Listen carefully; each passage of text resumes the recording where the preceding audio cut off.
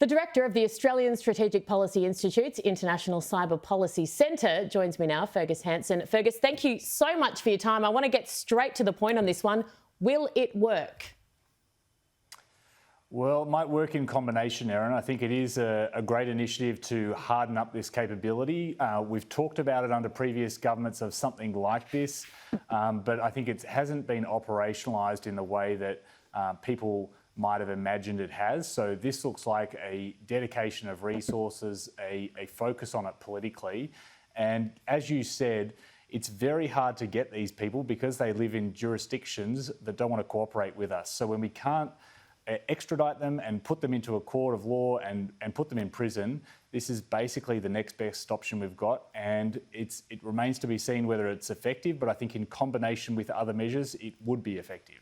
The boss of one of NAB's people has come out and said they are subjected to 50 million cyber attacks a month. Has this problem already passed us? Well, I don't think it has. I think we've got to put the 50 million attacks in perspective and a bit of context. So it's not as if NAB is being done over 50 million times a month.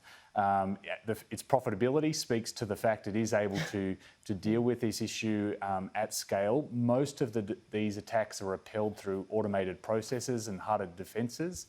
And NAB is actually, I think, and the banks, a good example of how you can harden cybersecurity even when you are a very attractive target and more or less be able to defend yourself in most instances.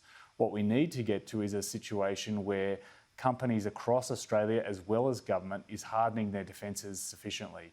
And right now I think the incentives are not right. The Minister also said on the ABC this morning that this has been our wake-up call, that America had a wake-up call, their version of it last year. Why were we not looking at that, whether it be government, big business, individuals, and knowing that we have the same systems in place, we're vulnerable too? Why wasn't that our wake-up call? Yeah, it's a great question. I mean, I think we've had so many wake-up calls.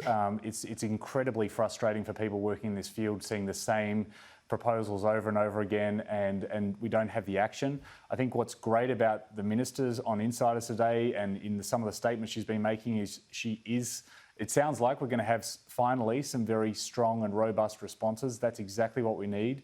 We need really decisive action. We need to take some really tough decisions, and we need to realign incentives so companies do defend themselves and so government departments do defend themselves as well.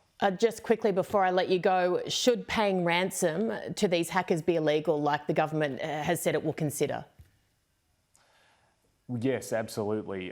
It's a great example of one of the tough decisions that governments do have to make. It's not easy. It will mean potentially having to prosecute victims of cyber crimes if they do pay a ransom, and we do have a ban in place.